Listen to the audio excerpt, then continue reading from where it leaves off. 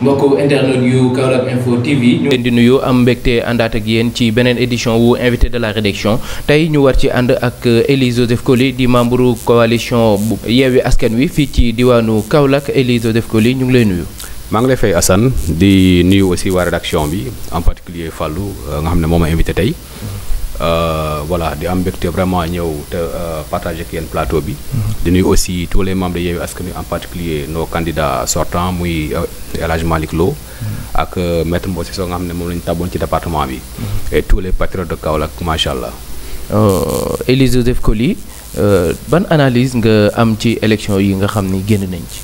voilà analyse en fait analyse globale bu ñu ci mën a def rek mooy. boo ko jëlee au niveau domestique fii mooy Kaolack. Yewwi Askan Wi demoon na en lice avec 6 autres candidats aussi non 6 autres partis et mouvements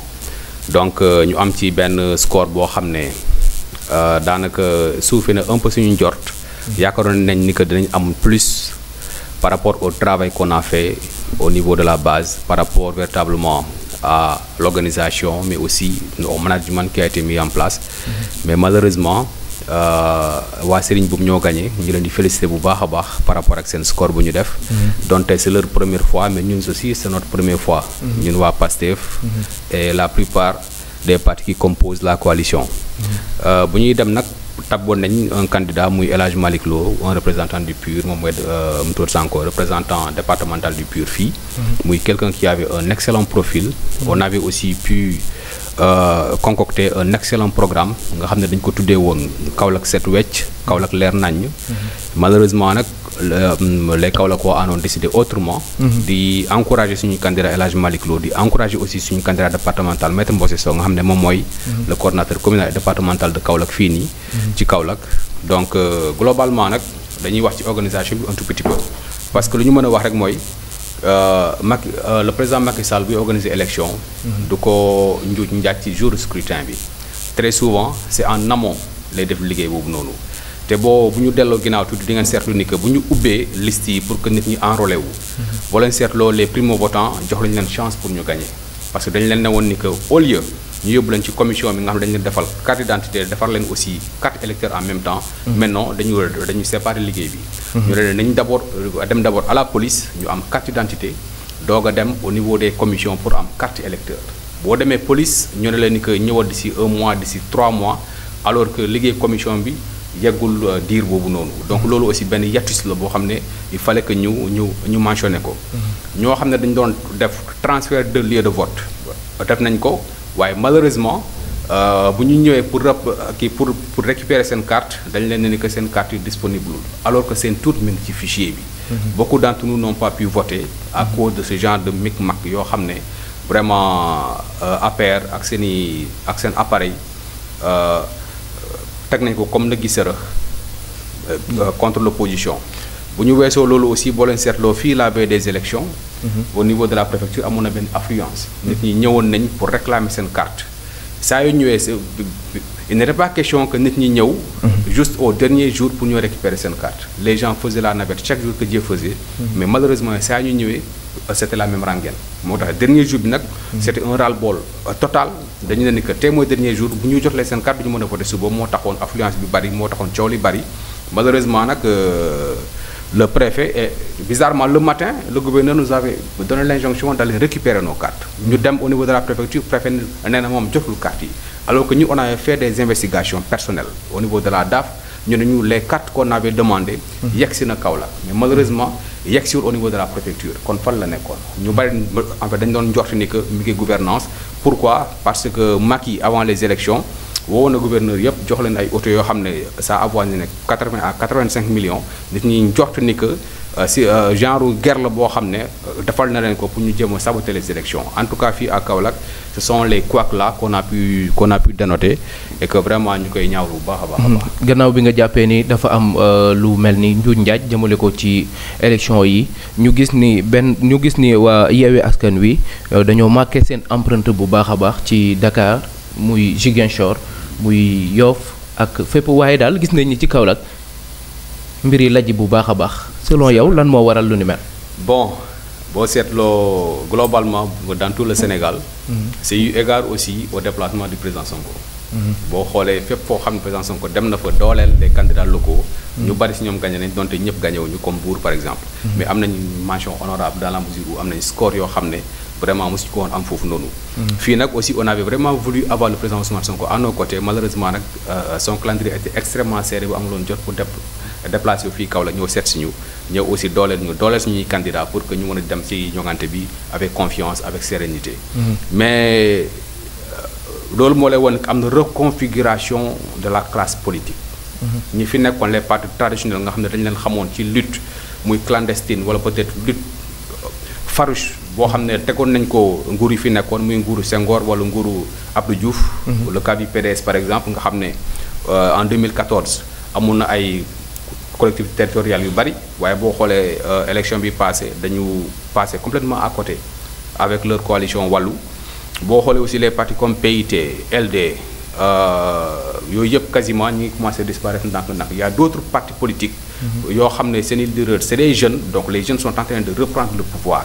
loolu nag dafay firndeel ni que régénération de la classe politique sénégalaise moo commencé am te leader yu mel ni Ousmane Sonko leader yu mel ni Déthié Fall leader yu mel ni Khalifa Sall Barthélémy Diaz et consorts ñoom nag ñoo commencé wax téye un tout petit peu le landerneau politique loolu nag c'est un fait et c'est irréversible fu mu toll nii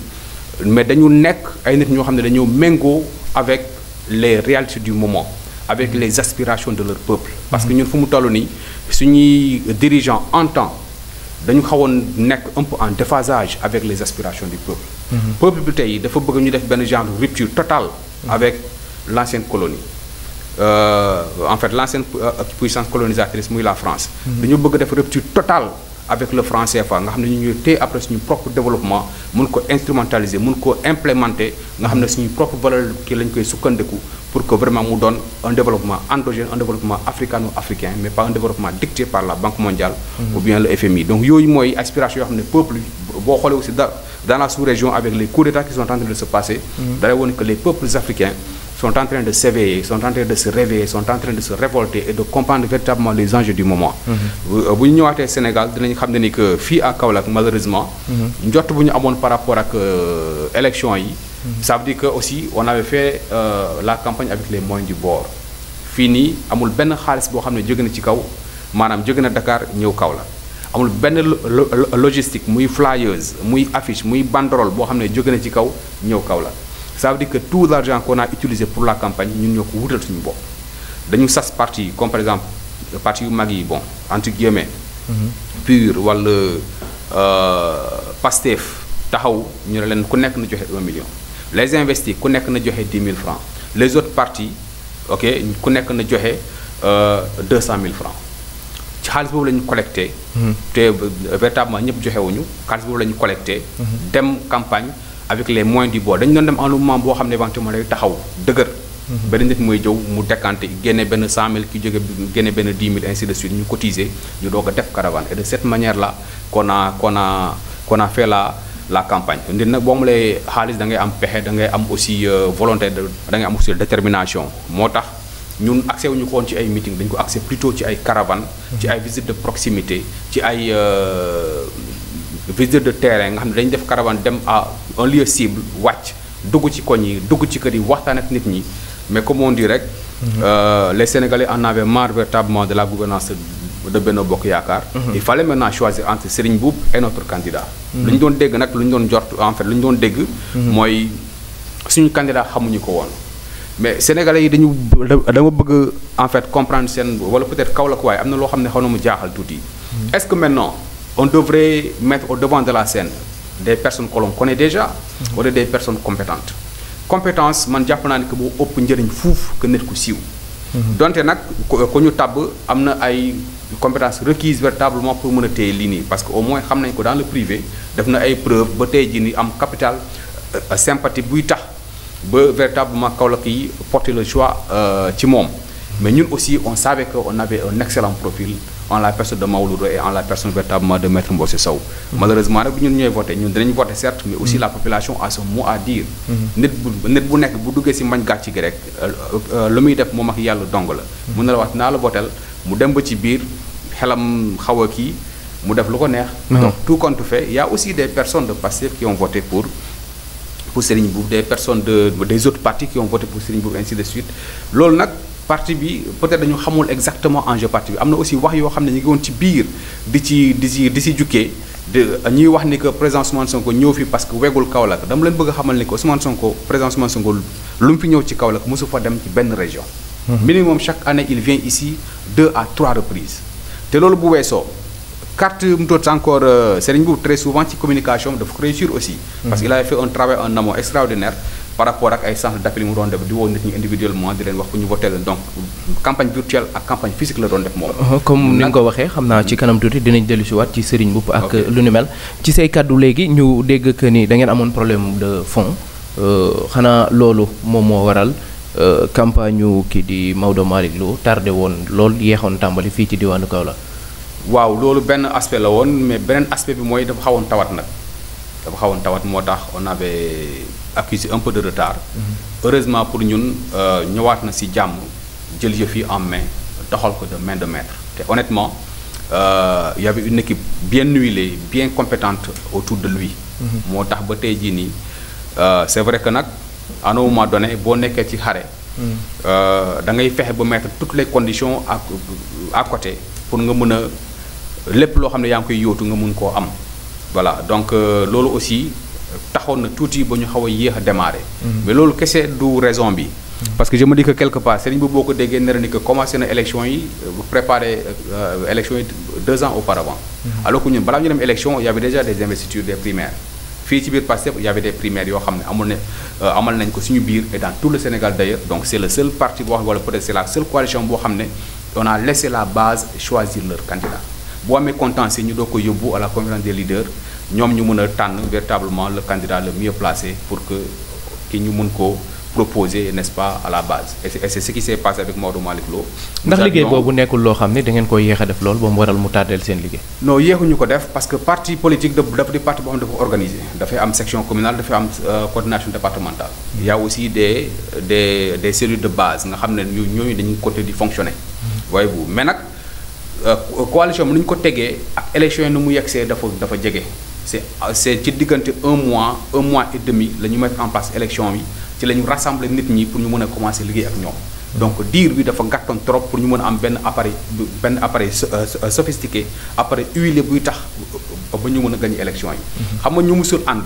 ñu jékki-jékki ñu boole leen. dafay am ay sensibilité am aussi ay divergence d'idées et de conviction yoo xam ne tey balaa ñuy. boole force yi il faut d'abord mu am loo xam ne dina xaw a dëgër tuuti ci ñoom xëccoo ak yu demee noonu mais bu ñu demee nag ba juboo am bu ñu demee ba am esprit de dépassement ci la ñuy gis véritablement yeneen aspiration yi di dugg yeneen considération yi di dugg nit ñi di mën a liggéey ensemble di mën a boole seen doole boole seen xel boole seen xalaat pour que véritablement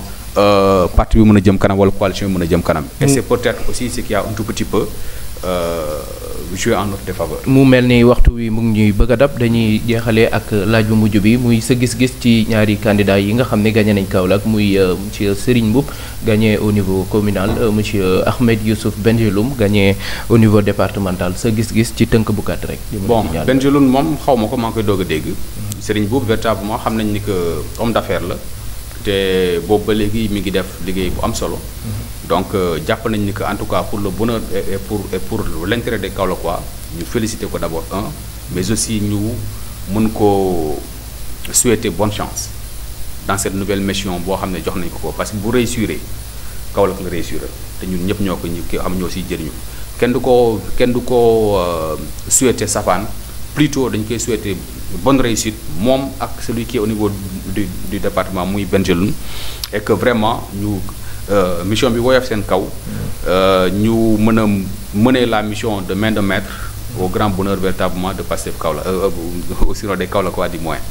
nga même tuuti rek ma def benn genre mise au point boo xam ne temps yi am na benn wax joo xam ne mi ngi jóg ci militants yi mais aussi ci Kaolackois parce que ñu bari dem nañu votel Serigne Mboup ñu ne ni que c'est Ousmane Sonko qui a donné cette injonction là alors qu'il n'en est rien du tout Pastef buy dem jàppale Serigne Mboup c'est les instances légalement constituées de Pastef muy section communale wala coordination départementale ñoom ñooy dem pour jàppale Serigne Mboup et ceci n'a pas été le cas ñun ñëpp on était avec Maodo Malick Lo. La veille des élections Ousmane Sonko def na benn vidéo wax leen ni que jàppale leen suñu ñaari candidats yi muy El Hadj Malick Lo ak Maître Mbossi Sow au département. beneen mbir mi mooy texte parti bi dafa dàq loolu benn maanaam nga bokk Pastef bokk ci beneen mouvement wala ngay liggéey beneen mouvement autre que Pastef article 7 dafa ne dañu war a loyal au parti am discipline de parti lu parti bi décidé loolu la ñu war a def donc képp koo xam ne dem na voter Serigne Mboup il l'a fait de son plein gré te loolu jàpp nañu que kenn tënkul kenn moomul kenn donte discipline de parti am na waaye nag dama jàpp ni que aussi ñu bañ rek di continuer di def cette campagne de désinformation et de mauvaise foi à l'égard véritablement du président Ousmane Sonko. jaajëf loolu leer nañ sa mot de la fin lan la. voilà di leen jaajëfal vraiment di encourager suñuy ñaari candidat muy El Hadj Malick Lo ak Maître Mbossi Sow nga xam ne tey au moins dinañ daje def benn réunion d'évaluation pour xam réellement ce qui a marché ce qui n'a pas marché génne suñu point faible génne suñu point fort xool naka la ñuy ban taxawaay la ñuy amaat pour mën a song yeneen échange yi ñëw parce que élection bii nii rek boolewuñu y a aussi les législatives qui se profilent à l'horizon et la présidentielle incha allah donc leen nuyu bu baax a baax jaajëfal nañ la mu nekkoon sunu invité de la rédaction di Élie Joseph Coly ñu waxtaanee lépp lu jëm ci wàllum coalition Yewwi Askan Wi fii ci diwaanu Kaolack seen lajj bi lu ko waral ak lu ni mel ñu àndoon ci ak sunu équipe bi di équipe technique bi muy Ibrahima ak Moussa ci coordination bi ñu ciy gërëm Serigne Fallou Sylla bu baax a baax ñu ngi leen di jox di daje beneen yoon ci beneen édition de la rédaction incha allah.